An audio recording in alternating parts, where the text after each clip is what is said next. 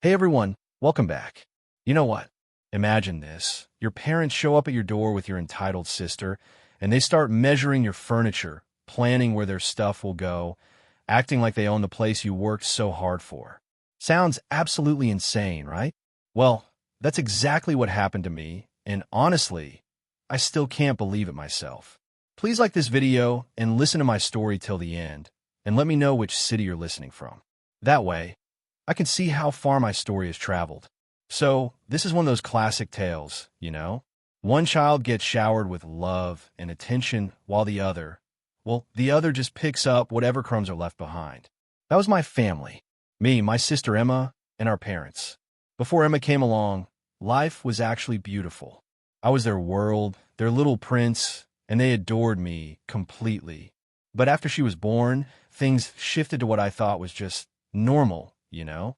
A typical family dynamic where both kids get equal love and attention.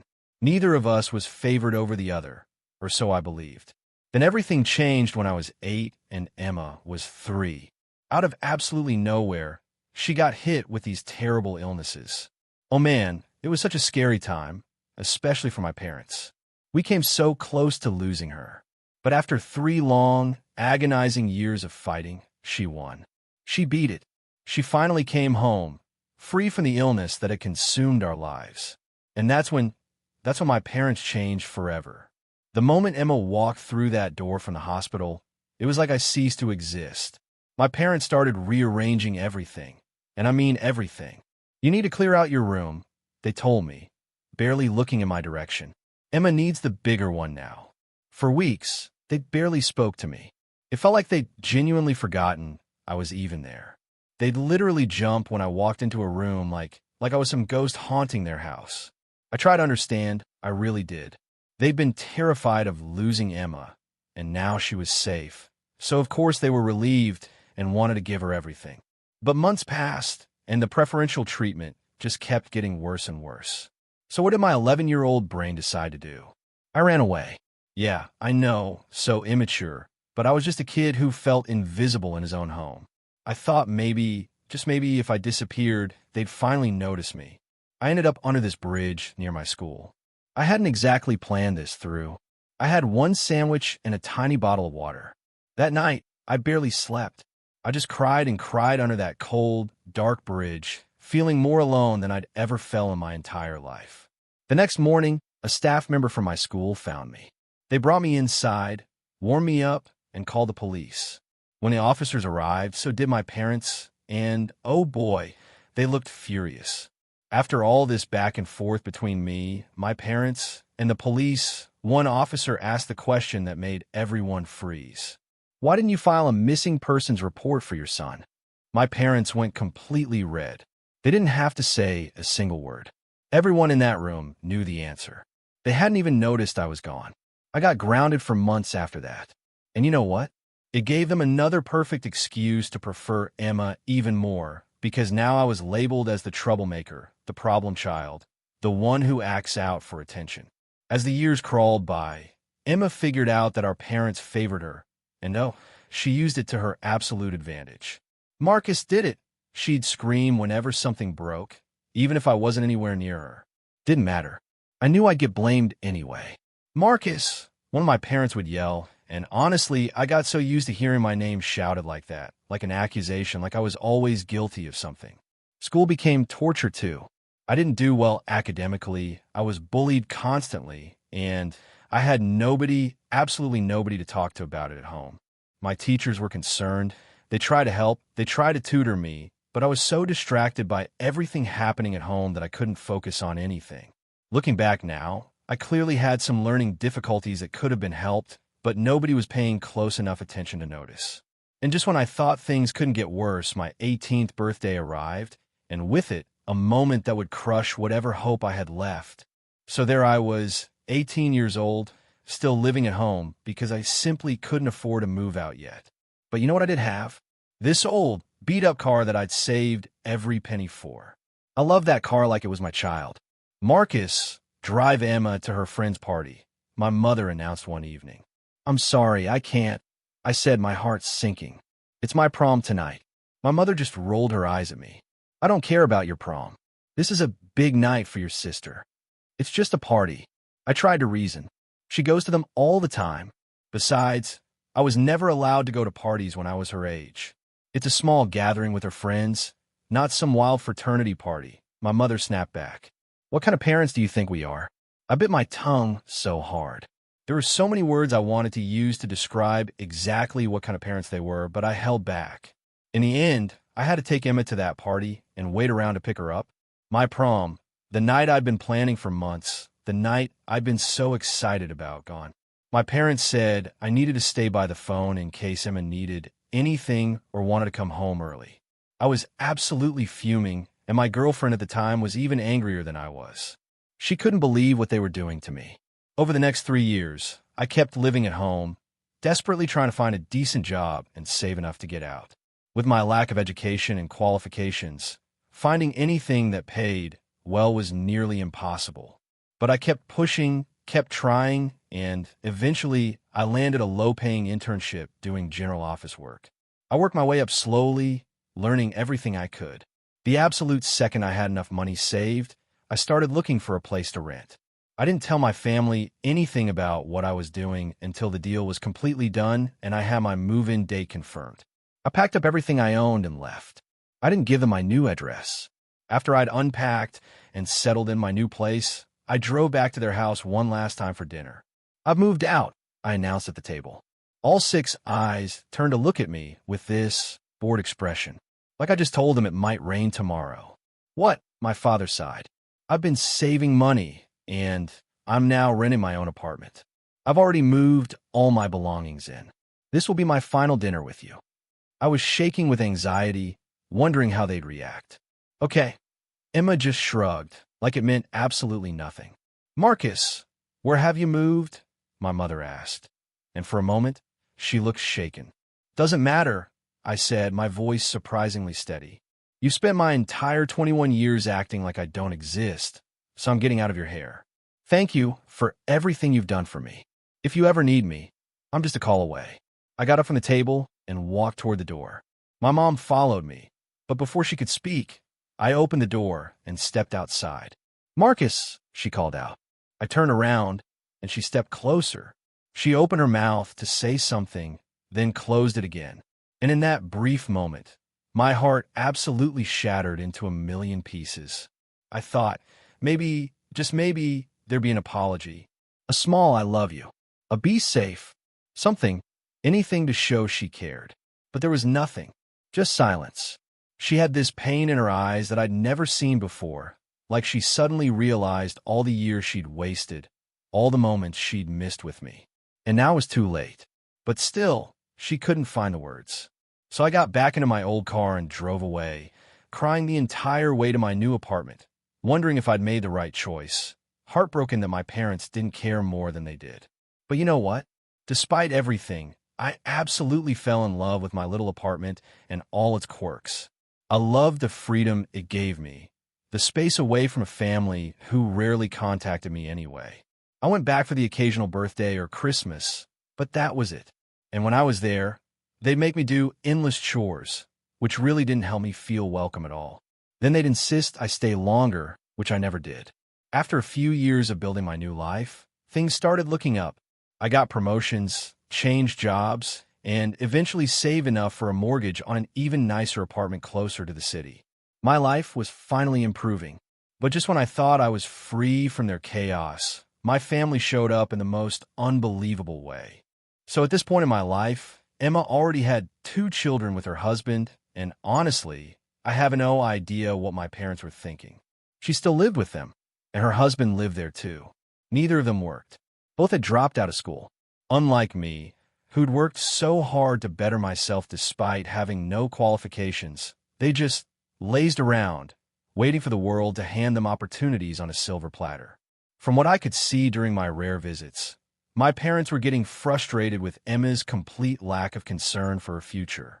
I could tell they finally realized they'd messed up by babying her all these years. They still spoiled her and let her do whatever she wanted, but there was this underlying fear now. Emma didn't even really care for her own kids. She left that job to our parents, who were basically raising two more children at their age. I felt bad for those little ones.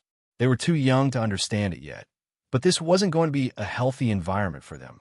Then one afternoon, I heard a knock on my door. The knock that started this entire nightmare. I opened the door to see my parents, Emma, her husband, and both children standing in my doorway. Before I could even open my mouth to speak, they all just walked right in. Now remember, I still thought they didn't know where I lived, which meant they must have followed me home. The violation of that hit me hard. Yes, this will be perfect. Emma squealed, hugging our parents tightly. Thank you, thank you, thank you. Of course, sweetheart, my father replied, smiling at her. We just knew you'd love this place. The kids started crawling everywhere, touching everything, while the four adults began walking around MY apartment, measuring things up with their hands, planning where their furniture would go. No, we'll have to get rid of this couch, I heard Emma say, completely dissing my entire decorating style.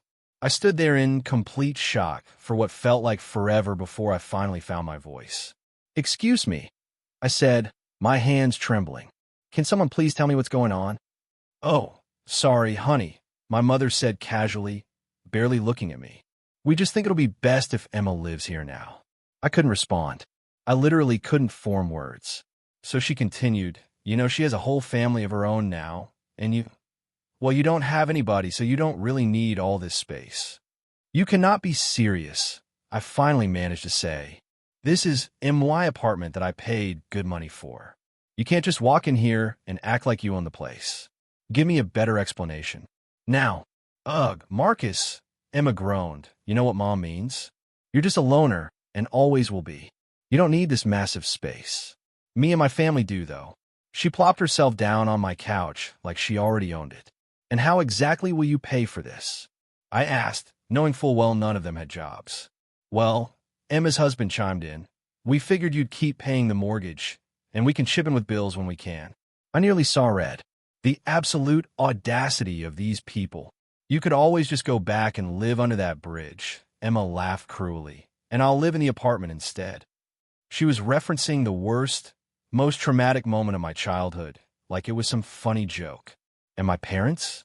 They didn't even flinch at her cruelty. They just stood there, waiting for my answer. And that's what made me snap. Years and years of neglect, favoritism, and abuse came pouring out of me like a dam breaking. I told them exactly what kind of parents they'd been, how they'd failed to even report me missing, how they'd stolen my childhood to give Emma everything, how they'd turned me into their servant while treating her like absolute royalty. I told Emma she was a spoiled, entitled leech who'd never accomplished a single thing without mommy and daddy's help. Everyone just stared at me like I'd completely lost my mind. Get out, I demanded, and thankfully, they actually listened. As they were leaving, they tried to reason with me, suggesting maybe I could move back in with my parents instead. I slammed the door in their faces and locked it aggressively, my whole body shaking with rage and hurt. It took me hours to calm down, but cutting them off turned out to be the best decision I ever made. The first few months after cutting contact were rough, I'm not going to lie. I questioned myself constantly. Had I overreacted? Was I too harsh? Should I have just, I don't know, tried harder to maintain some kind of relationship? But as time went on, I started to realize just how much emotional weight I'd been carrying around for my entire life. Without their constant demands, their criticism, their complete disregard for my feelings, I could finally breathe. I could finally just be. My career absolutely took off in ways I never imagined possible. Without all the family drama and stress weighing me down, I could focus entirely on my work. Within a year of cutting contact, I received this major promotion that came with a substantial pay increase. I was finally able to enjoy the life I'd built for myself without anyone trying to take it away. And then, I met someone, an absolutely amazing partner who couldn't believe the stories I told them about my childhood. They helped me see that what I'd experienced wasn't normal, that I deserved so much better than what my family had given me. We've been together for 3 years now, and we recently got engaged. For the first time in my entire life, I'm in a relationship where I'm actually valued and respected. It's incredible how good that feels. As for my family, well, I heard through some mutual acquaintances what happened after I cut them off completely. Apparently, my parents had been planning to downsize their house and were counting on me either taking Emma and her family in or at least helping them financially. When I refused and went completely no contact, they were stuck supporting Emma, her husband, and 2 kids indefinitely. The financial strain became absolutely unbearable. Eventually, my parents gave Emma an ultimatum: get jobs or get out.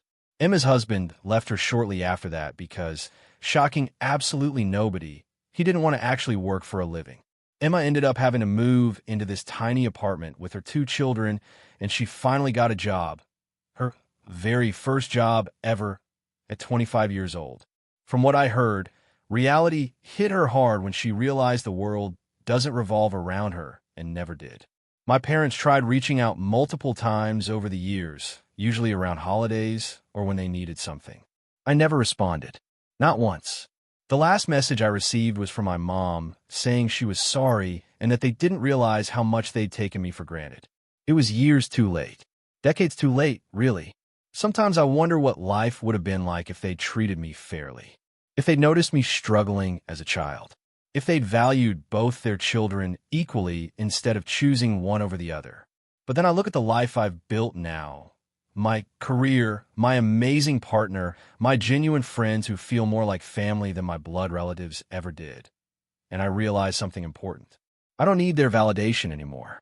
I never did. Tell me in the comments, have you ever had to cut off toxic family members? And if you've dealt with something similar, please share your story. You're not alone in this. Subscribe for more stories about standing your ground and reclaiming your life, because we all deserve better than people who make us feel invisible. Going no contact didn't just free me from their toxicity. It gave me the space to become the person I was always meant to be. And honestly, I've never been happier. Now, speaking of standing your ground, let me tell you about another incredible story where someone refused to back down. So back in 2015, I was working at this pretty terrible call center. It was an outsourced place that handled customer support for tons of UK retailers.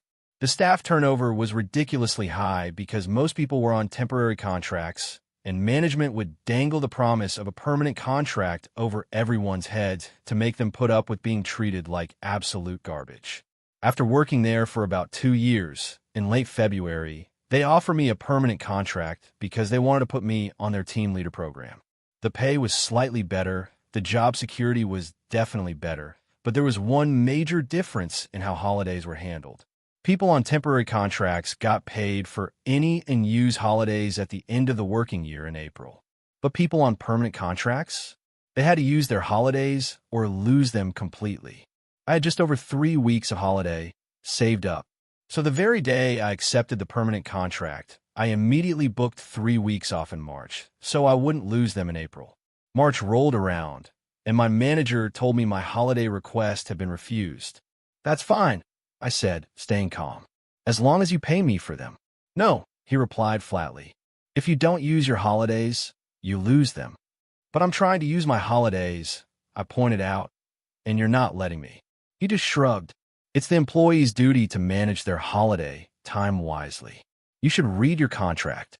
Never mind the fact that I'd only gotten that contract 3 weeks earlier, and the holiday system worked completely differently. Understandably annoyed, I went home that evening and read my contract from beginning to end. And guess what I discovered? My manager had overlooked one absolutely crucial part of the paperwork. The contract clearly stated that I had to give a week's notice to quit, and that any holidays not used would be paid to any leaving employee in full on their last paycheck. The next day, I walked into work and announced I'd be quitting unless they either paid me for my holidays or allowed me to take the time off. And if they accepted my notice, I wanted to make absolutely sure my holiday pay was included in my final paycheck. My boss looked at me like I was joking. Are you really going to quit over this? Are you really going to lose one of your most reliable employees over this? I shot back. He wouldn't budge. I assume he thought I was bluffing, that I'd back down. So I handed him my notice right then and there. During my exit interview with my manager's manager, I made absolutely sure to explain exactly why I was leaving. The look on their face was priceless.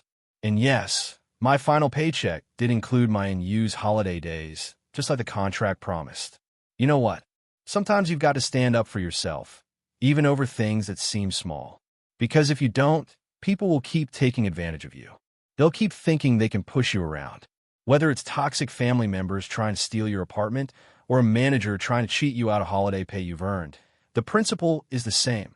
Know your worth, stand your ground, and never let anyone make you feel like you don't deserve basic respect. Thanks so much for listening to my story, everyone. Remember, you're stronger than you think, and you deserve people in your life who value you. Don't ever forget that. I'll see you in the next one.